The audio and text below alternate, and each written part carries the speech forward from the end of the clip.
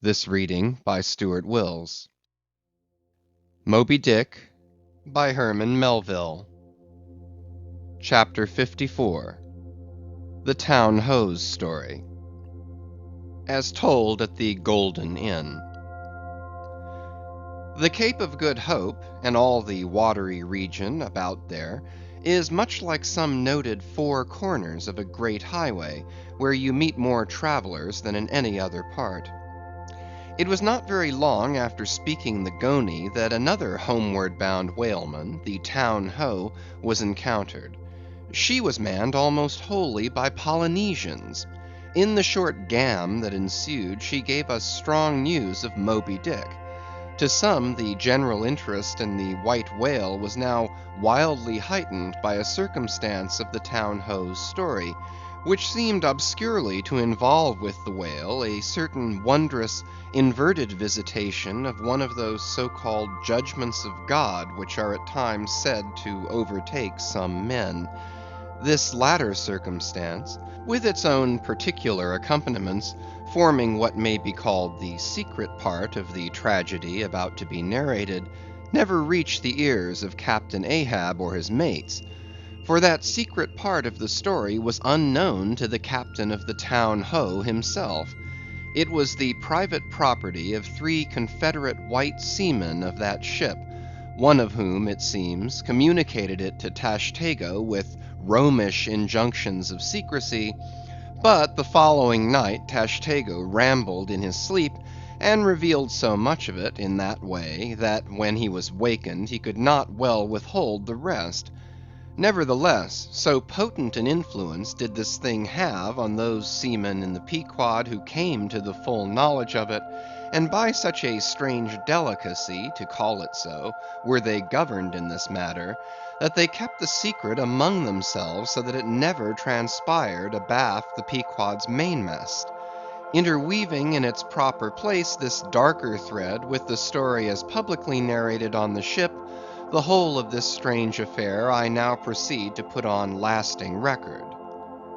Footnote: Town Ho, the ancient whale cry upon first sighting a whale from the masthead, still used by whalemen in hunting the famous Galapagos terrapin. End of footnote. For my humor's sake, I shall preserve the style in which I once narrated it at Lima, to a lounging circle of my Spanish friends, one Saint's Eve, smoking upon the thick-gilt, tiled piazza of the Golden Inn.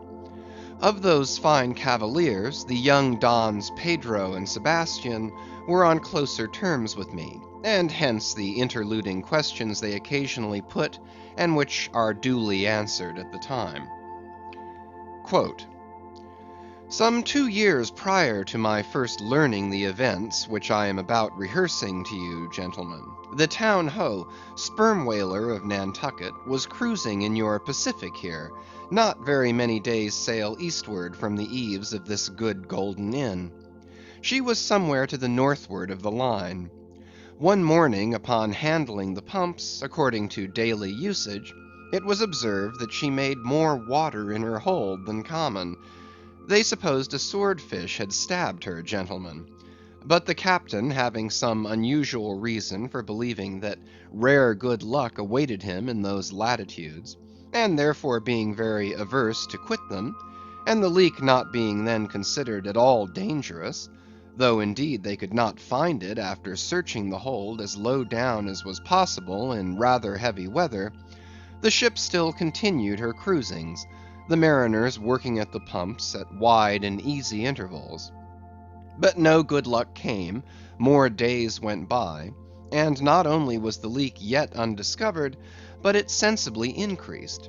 So much so, that now taking some alarm, the captain, making all sail, stood away for the nearest harbor among the islands, there to have his hull hove out and repaired.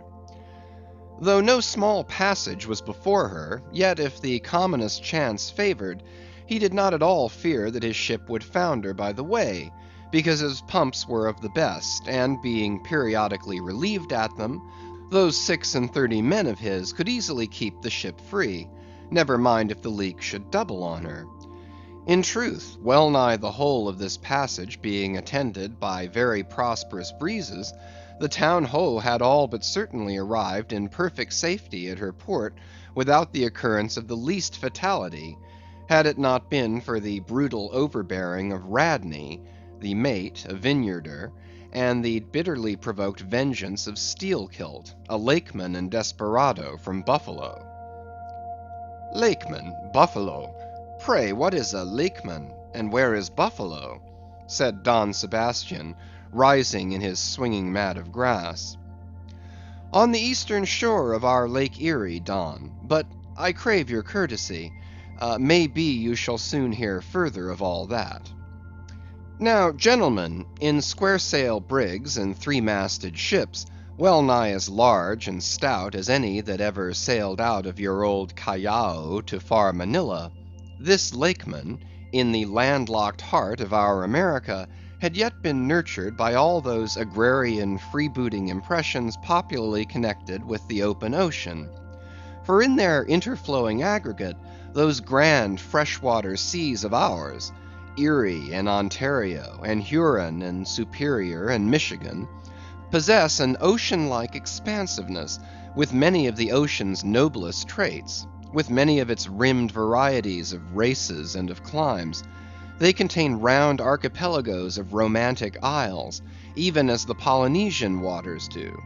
In large part, are shored by two great contrasting nations, as the Atlantic is. They furnish long maritime approaches to our numerous territorial colonies from the east, dotted all round their banks. Here and there are frowned upon by batteries, and by the goat-like craggy guns of lofty Mackinaw. They have heard the fleet thunderings of naval victories. At intervals they yield their beaches to wild barbarians, whose red painted faces flash from out their peltry wigwams. For leagues and leagues are flanked by ancient and unentered forests, where the gaunt pines stand like serried lines of kings in Gothic genealogies; those same woods harboring wild Afric beasts of prey, and silken creatures whose exported furs give robes to Tartar emperors. They mirror the paved capitals of Buffalo and Cleveland, as well as Winnebago villages.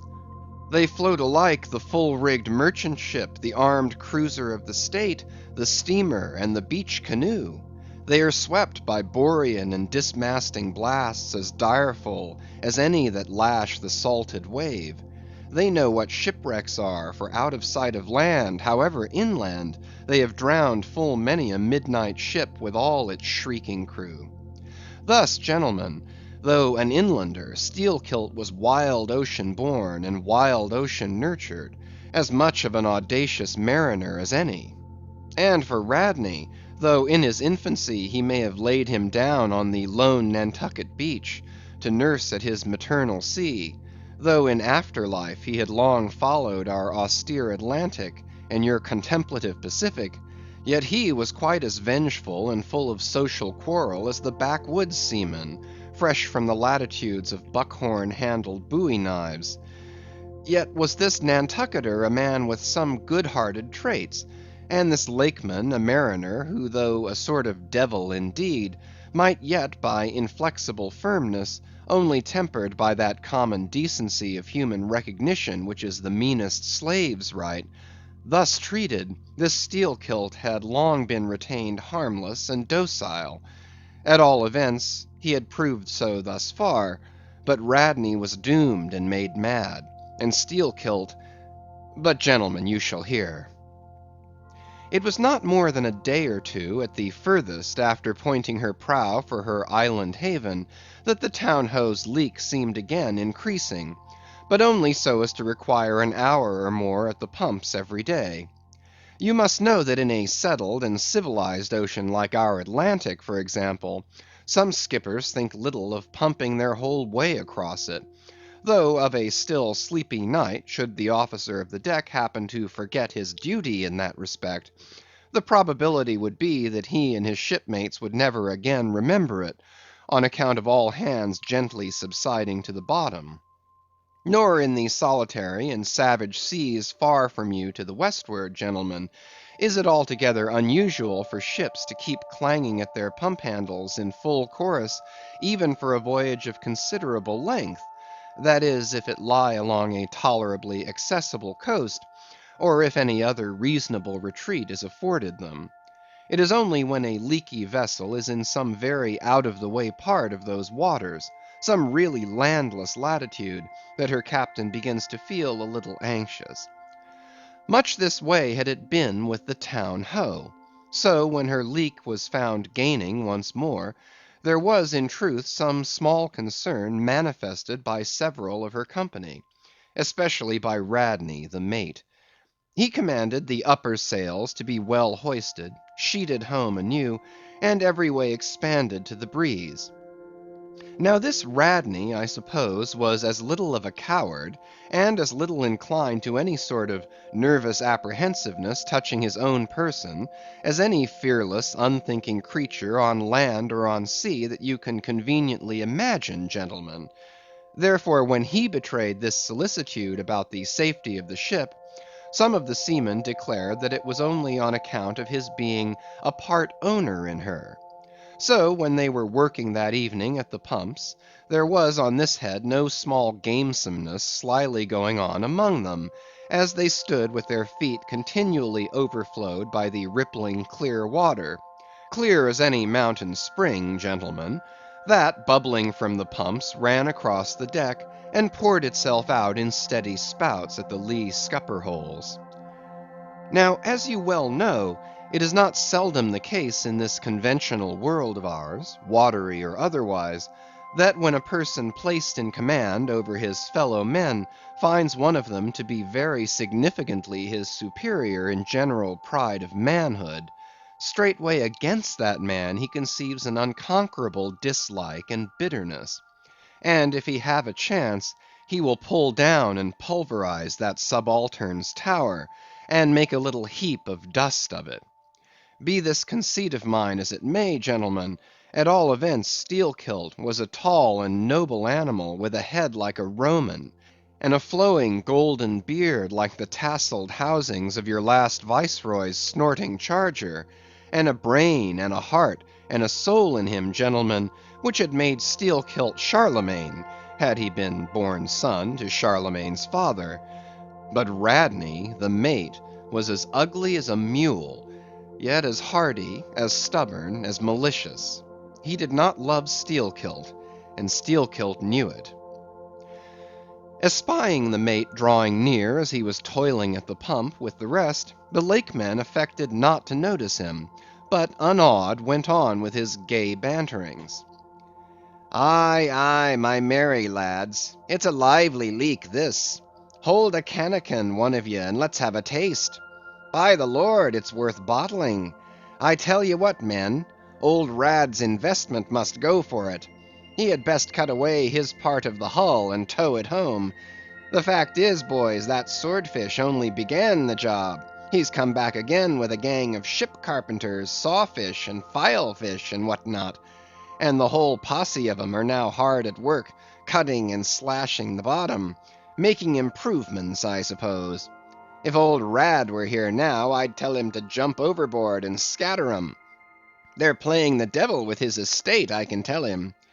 But he's a simple old soul, Rad, and a beauty too. Boys, they say the rest of his property is invested in looking glasses. I wonder if he'd give a poor devil like me the model of his nose." "Damn your eyes!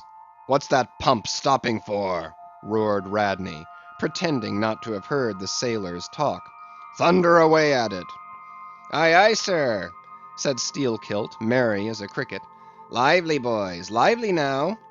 And with that the pump clanged like 50 fire engines, the men tossed their hats off to it, and ere long that peculiar gasping of the lungs was heard, which denotes the fullest tensions of life's utmost energies. Quitting the pump at last with the rest of his band, the Lakeman went forward all panting, and sat himself down on the windlass, his face fiery red, his eyes bloodshot, and wiping the profuse sweat from his brow. Now what cozening fiend it was, gentlemen, that possessed Radney to meddle with such a man in that corporeally exasperated state, I know not. But so it happened. Intolerably striding along the deck, the mate commanded him to get a broom and sweep down the planks, and also a shovel, and remove some offensive matters consequent upon allowing a pig to run at large. Now, gentlemen, sweeping a ship's deck at sea is a piece of household work, which in all times but raging gales is regularly attended to every evening. It has been known to be done in the case of ships actually foundering at the time.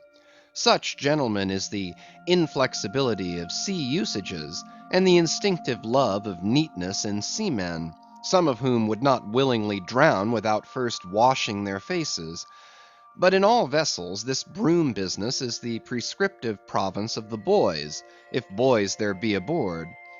Besides, it was the stronger men in the town ho that had been divided into gangs, taking turns at the pumps; and being the most athletic seaman of them all, Steelkilt had been regularly assigned captain of one of the gangs; consequently he should have been freed from any trivial business not connected with truly nautical duties, such being the case with his comrades.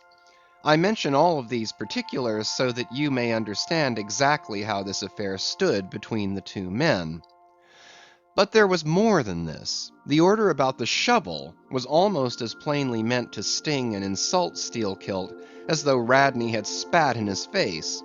Any man who has gone sailor in a whale ship will understand this, and all this, and doubtless much more, the Lakeman fully comprehended when the mate uttered his command.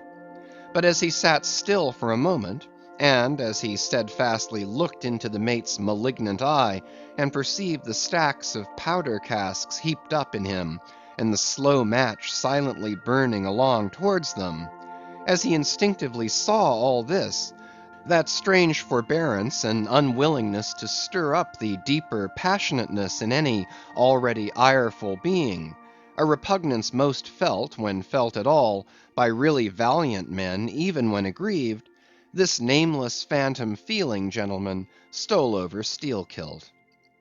Therefore, in his ordinary tone, only a little broken by the bodily exhaustion he was temporarily in, he answered him saying that sweeping the deck was not his business, and he would not do it. And then, without at all alluding to the shovel, he pointed to three lads as the customary sweepers, who, not being billeted at the pumps, had done little or nothing all day. To this Radney replied with an oath, in a most domineering and outrageous manner, unconditionally reiterating his command, meanwhile advancing upon the still seated Lakeman with an uplifted cooper's club hammer, which he had snatched from a cask near by. Heated and irritated as he was by his spasmodic toil at the pumps, for all his first nameless feeling of forbearance, the sweating Steelkilt could but ill brook this bearing in the mate; but somehow still smothering the conflagration within him, without speaking he remained doggedly rooted to his seat, till at last the incensed Radney shook the hammer within a few inches of his face, furiously commanding him to do his bidding. Steelkilt rose, and slowly retreating round the windlass, steadily followed by the mate with his menacing hammer, deliberately repeated his intention not to obey. Seeing, however, that his forbearance had not the slightest effect, by an awful and unspeakable intimation with his twisted hand, he warned off the foolish and infatuated man; but it was to no purpose, and in this way the two went once slowly round the windlass, when resolved at last no longer to retreat, bethinking him that he had now forborne as much as comported with his humor, the Lakeman paused on the hatches, and thus spoke to the officer: "Mr. Radney, I will not obey you. Take that hammer away, or look to yourself." But the predestinated mate coming still closer to him, where the Lakeman stood fixed, now shook the heavy hammer within an inch of his teeth, meanwhile repeating a string of insufferable maledictions. Retreating not the thousandth part of an inch, Stabbing him in the eye with the unflinching poniard of his glance, Steelkilt, clenching his right hand behind him, and creepingly drawing it back, told his persecutor that if the hammer but grazed his cheek, he, Steelkilt, would murder him. But, gentlemen, the fool had been branded for the slaughter by the gods. Immediately the hammer touched his cheek, the next instant the lower jaw of the mate was stove in his head. He fell on the hatch, spouting blood like a whale. Ere the cry could go aft, Steelkilt was shaking one of the backstays leading far aloft, to where two of his comrades were standing their mastheads. They were both canallers. "Canallers!" cried Don Pedro. "We have seen many whale ships in our harbors, but never heard of your canallers. Pardon, who and what are they?" "Canallers, Don, are the boatmen belonging to our Grand Erie Canal. You must have heard of it." "Nay, Senor. Hereabouts in this dull, warm, most lazy and hereditary land, we know but little of your vigorous north." "Aye? Well then, Don, refill my cup. Your chicha's very fine, and ere proceeding further, I will tell you what our canallers are, for such information may throw sidelight upon my story. For 360 miles, gentlemen, through the entire breadth of the state of New York, through numerous populous cities and most thriving villages, through long, dismal, uninhabited swamps and affluent cultivated fields, unrivaled for fertility, by billiard room and bar room, through the holy of holies of great forests, on Roman arches over Indian rivers, through sun and shade, by happy hearts or broken, through all the wide contrasting scenery of those noble Mohawk counties, and especially by rows of snow-white chapels, whose spires stand almost like milestones, flows one continual stream of Venetianly corrupt and often lawless life. There's your true Ashantee, gentlemen. There howl your pagans, where you ever find them, next door to you, under the long-flung shadow and the snug patronizing lee of churches.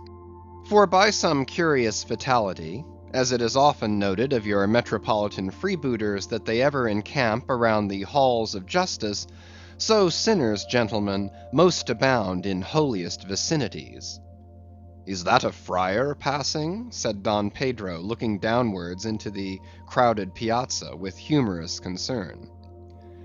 "Well, for our northern friend, Dame Isabella's Inquisition wanes in Lima," laughed Don Sebastian. "Proceed, Senor." "A moment, pardon," cried another of the company. "In the name of all us Limese, I but desire to express to you, Sir Sailor, that we have by no means overlooked your delicacy in not substituting present Lima for distant Venice in your corrupt comparison. Oh no, do not bow and look surprised. You know the proverb along all this coast, corrupt as Lima. It but bears out your saying too. Churches more plentiful than billiard tables, and forever open. And corrupt as Lima. So too Venice, I have been there, the holy city of the blessed evangelist St. Mark. St. Dominic, purge it. Your cup, thanks, here I refill. Now, you pour out again." Freely depicted in his own vocation, gentlemen, the canaller would make a fine dramatic hero, so abundantly and picturesquely wicked is he.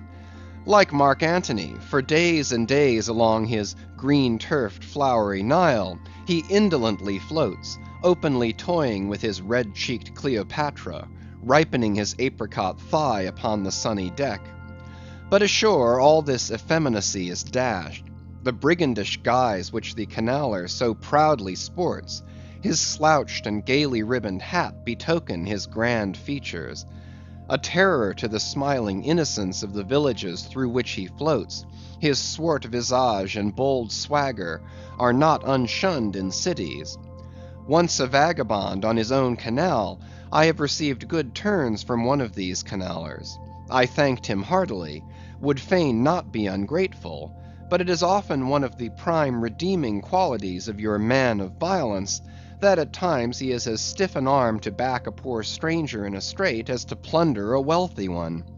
In some gentlemen, what the wildness of this canal life is emphatically evinced by this, that our wild whale fishery contains so many of its most finished graduates, and that scarce any race of mankind, except Sydney men, are so much distrusted by our whaling captains. Nor does it at all diminish the curiousness of this matter, that to many thousands of our rural boys and young men born along its line, the probationary life of the Grand Canal furnishes the sole transition between quietly reaping in a Christian cornfield and recklessly ploughing the waters of the most barbaric seas. I see, impetuously exclaimed Don Pedro, spilling his chicha upon his silvery ruffles. No need to travel. The world's one Lima. I had thought now that at your temperate north the generations were cold and holy as the hills. But the story.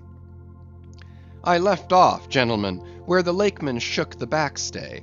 Hardly had he done so, when he was surrounded by the 3 junior mates and the 4 harpooneers, who all crowded him to the deck.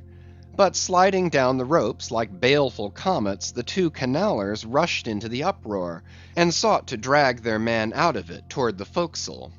Others of the sailors joined with them in this attempt, and a twisted turmoil ensued. While standing out of harm's way, the valiant captain danced up and down with a whale pike, calling upon his officers to manhandle that atrocious scoundrel, and smoke him along to the quarter-deck. At intervals he ran close up to the revolving border of the confusion, and prying into the heart of it with his pike, sought to prick out the object of his resentment. But Steelkilt and his desperadoes were too much for them all. They succeeded in gaining the forecastle deck, where, hastily slewing about 3 or 4 large casks in a line with the windlass, these sea Parisians entrenched themselves behind the barricade. "Come out of that, ye pirates!" roared the captain, now menacing them with a pistol in each hand, just brought to him by the steward. "Come out of that, ye cutthroats!"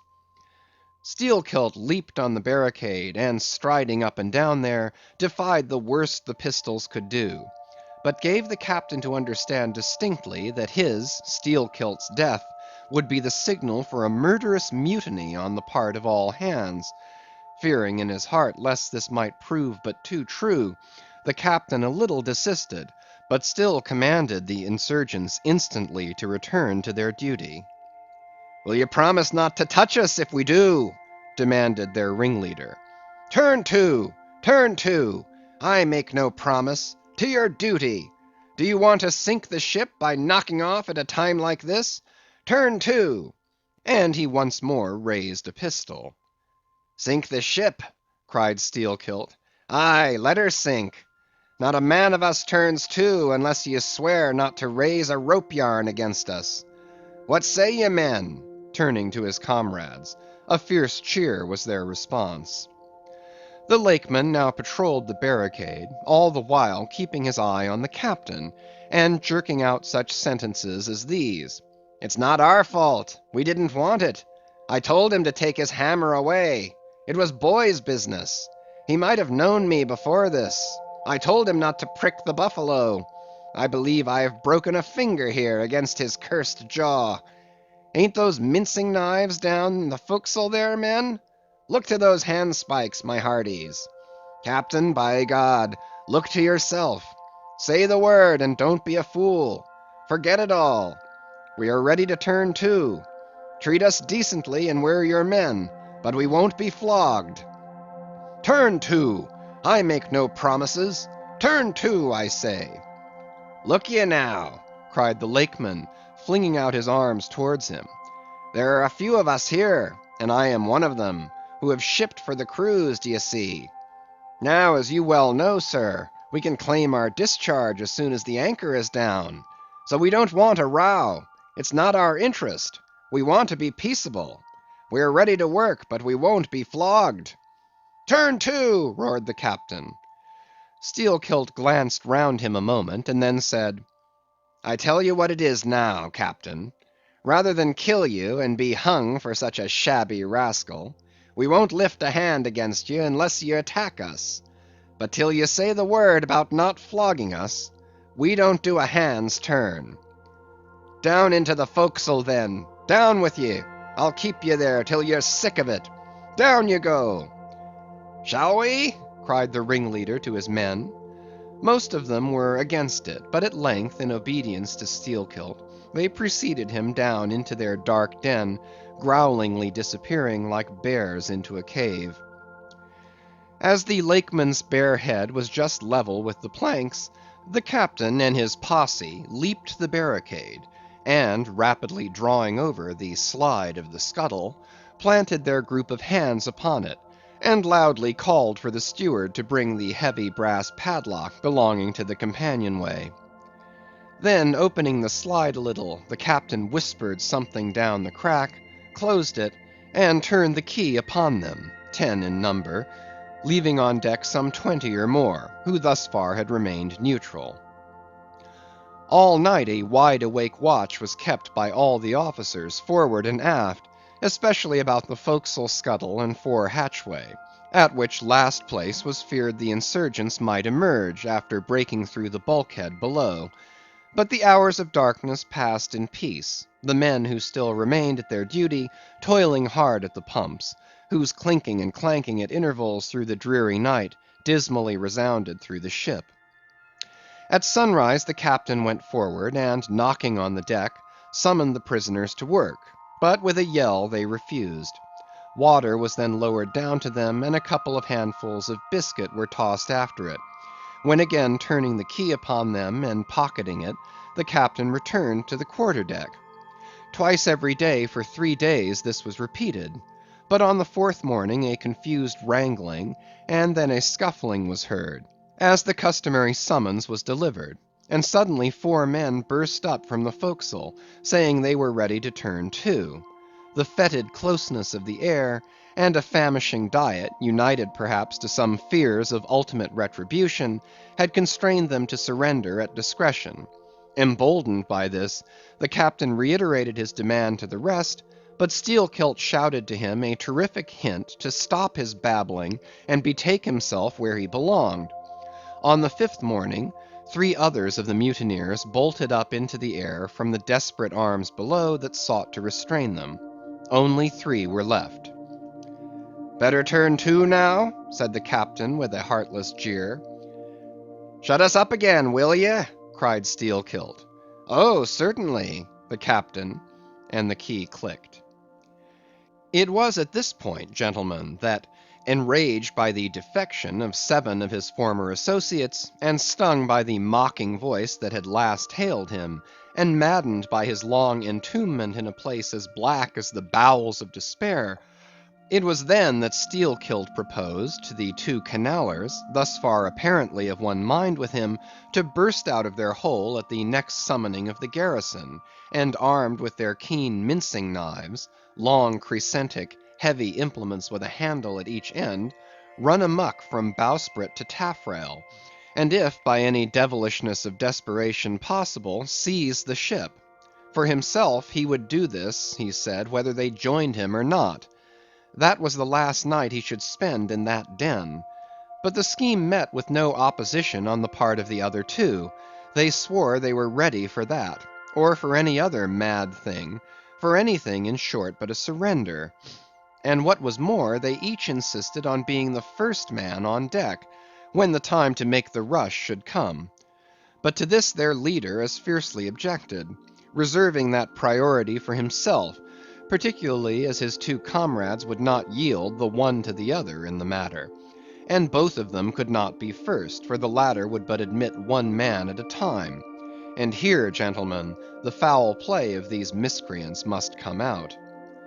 Upon hearing the frantic project of their leader, each in his own separate soul had suddenly lighted, it would seem, upon the same piece of treachery, namely, to be foremost in breaking out, in order to be the first of the 3, though the last of the 10, to surrender, and thereby secure whatever small chance of pardon such conduct might merit.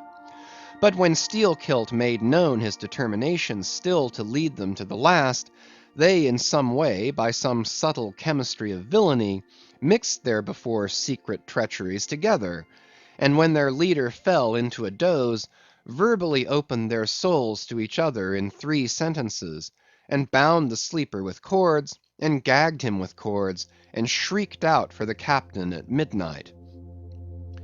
Thinking murder at hand, and smelling in the dark for the blood, he and all his armed mates and harpooneers rushed for the forecastle.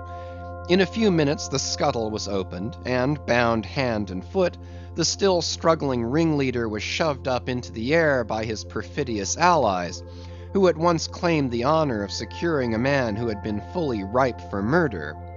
But all these were collared and dragged along the deck like dead cattle, and side by side were seized up into the mizzen rigging like 3 quarters of meat, and there they hung till morning. "Damn ye," cried the captain, pacing to and fro before them, "the vultures would not touch ye, ye villains."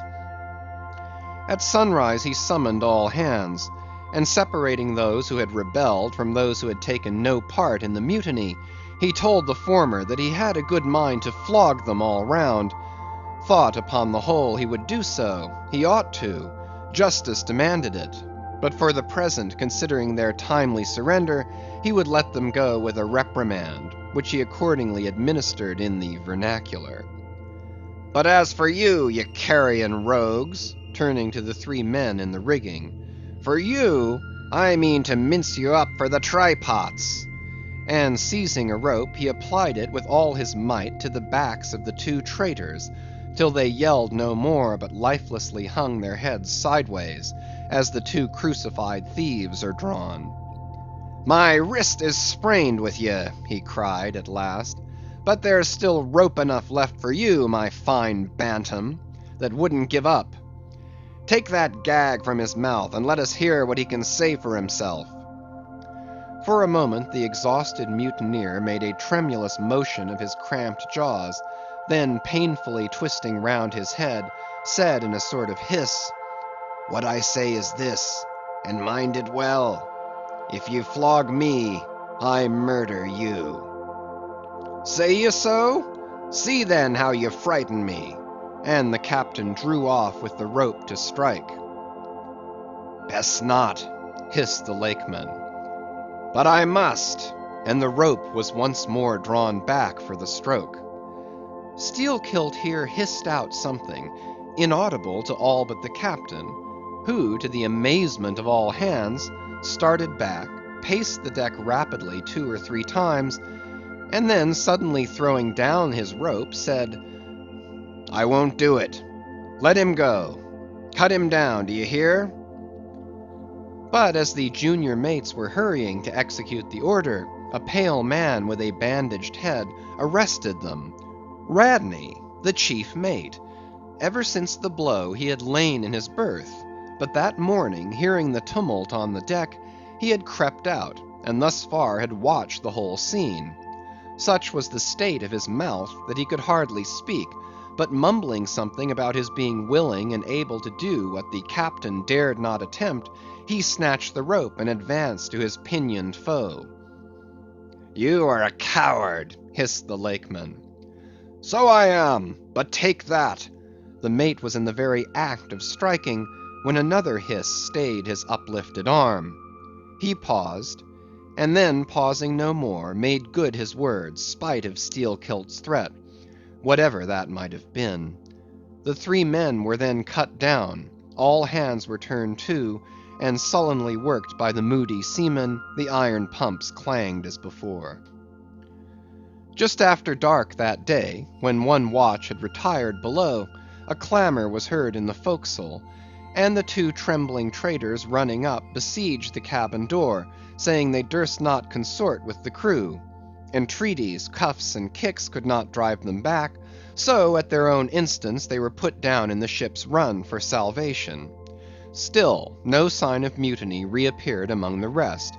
On the contrary, it seemed that mainly at Steelkilt's instigation they had resolved to maintain the strictest peacefulness, obey all orders to the last, and when the ship reached port, desert her in a body.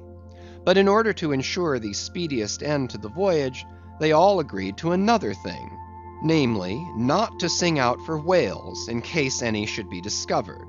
For spite of her leak, and spite of all her other perils, the town ho still maintained her mastheads, and her captain was just as willing to lower for a fish at that moment as on the day his craft first struck the cruising ground, and Radney, the mate, was quite as ready to change his berth for a boat, and with his bandaged mouth seek to gag in death the vital jaw of the whale.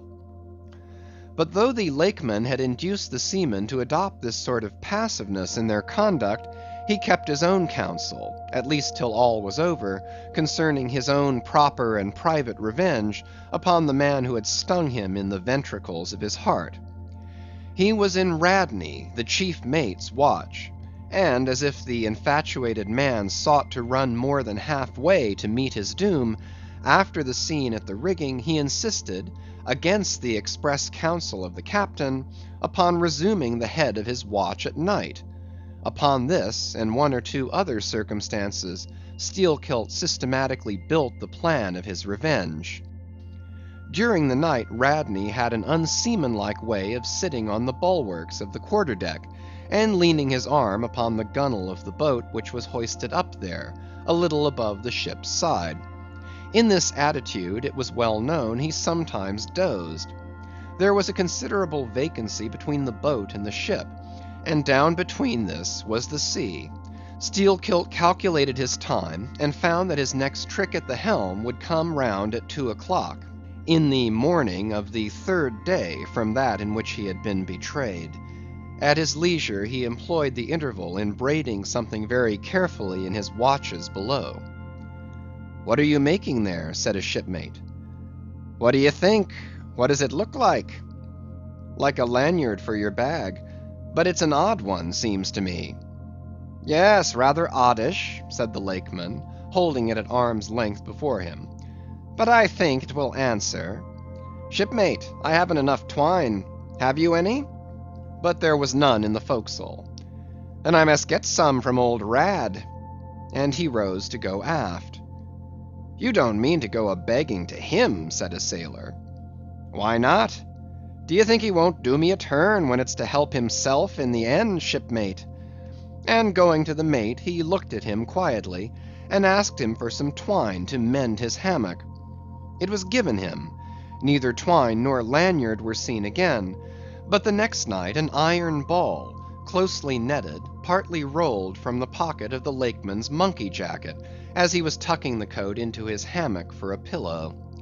24 hours after, his trick at the silent helm, nigh to the man who was apt to doze over the grave always ready dug to the seaman's hand, that fatal hour was then to come, and in the foreordaining soul of Steelkilt, the mate was already stark and stretched as a corpse, with his forehead crushed in. But, gentlemen, a fool saved the would-be murderer from the bloody deed he had planned. Yet complete revenge he had, and without being the avenger; for by a mysterious fatality, Heaven itself seemed to step in and take out of his hands into its own the damning thing he would have done. It was just between daybreak and sunrise of the morning of the second day, when they were washing down the decks, that a stupid Tenerife man, drawing water in the main chains, all at once shouted out, "There she rolls! There she rolls! Jeez you, what a whale!" It was Moby-Dick. "Moby-Dick!" cried Don Sebastian. "St. Dominic! Sir Sailor, but do whales have christenings? Whom call you Moby-Dick?" "A very white, and famous, and most deadly immortal monster, Don; but that would be too long a story." "How? How?" cried all the young Spaniards crowding. "Nay, Dons, Dons, nay, nay, I cannot rehearse that now. Let me get more into the air, sirs." "The chicha, the chicha!" cried Don Pedro. "Our vigorous friend looks faint. Fill up his empty glass." "No need, gentlemen. One moment, and I proceed. Now, gentlemen, so suddenly perceiving the snowy whale within 50 yards of the ship, forgetful of the compact among the crew, In the excitement of the moment, the Tenerife man had instinctively and involuntarily lifted his voice for the monster, though for some little time past it had been plainly beheld from the three sullen mastheads. All was now a frenzy. "The white whale! The white whale!" was the cry from the captain, mates, and harpooneers, who, undeterred by fearful rumors, were all anxious to capture so famous and precious a fish; while the dogged crew eyed askance, and with curses, the appalling beauty of the vast milky mass, that lit up by a horizontal spangling sun, shifted and glistened like a living opal in the blue morning sea. Gentlemen, a strange fatality pervades the whole career of these events, as if verily mapped out before the world itself was charted. The mutineer was the bowsman of the mate, and when fast to the fish, it was his duty to sit next to him while Radney stood up with his lance in the prow, and haul in or slacken the line at the word of command. Moreover, when the four boats were lowered, the mates got the start, and none howled more fiercely with delight than did Steelkilt as he strained at his oar. After a stiff pull, their harpooneer got fast, and spear in hand, Radney sprang to the bow. He was always a furious man, it seems, in a boat; and now his bandaged cry was, to beach him on the whale's topmost back. Nothing loath, his bowsman hauled him up and up, and through a blinding foam that blent two whitenesses together, till of a sudden the boat struck as against a sunken ledge, and keeling over, spilled out the standing mate. That instant, as he fell on the whale's slippery back, the boat righted and was dashed aside by the swell, while Radney was tossed over into the sea, on the other flank of the whale. He struck out through the spray, and for an instant was dimly seen through that veil, wildly seeking to remove himself from the eye of Moby-Dick; but the whale rushed round in a sudden maelstrom, seized the swimmer between his jaws, and rearing high up with him, plunged headlong again, and went down. Meantime, at the first tap of the boat's bottom, the Lakeman had slackened the line, so as to drop astern from the whirlpool. Calmly looking on, he thought his own thoughts; but a sudden terrific downward jerking of the boat quickly brought his knife to the line. He cut it, and the whale was free. But at some distance Moby Dick rose again, and with some tatters of Radney's red woolen shirt caught in the teeth that had destroyed him. All four boats gave chase again, but the whale eluded them, and finally wholly disappeared. In good time the Town Ho reached her port, a savage, solitary place, where no civilized creature resided. There, headed by the Lakeman, all but 5 or 6 of the foremastmen deliberately deserted among the palms, and eventually, as it turned out, seizing a large double war canoe of the savages, and setting sail for some other harbor. The ship's company being reduced to but a handful, the captain called upon the islanders to assist him in the laborious business of heaving down the ship to stop the leak. But to such unresting vigilance over their dangerous allies was this small band of whites necessitated, both by day and by night, and so extreme was the hard work they underwent, that upon the vessel being ready again for the sea, they were in such a weakened condition that the captain durst not put off with them in so heavy a vessel.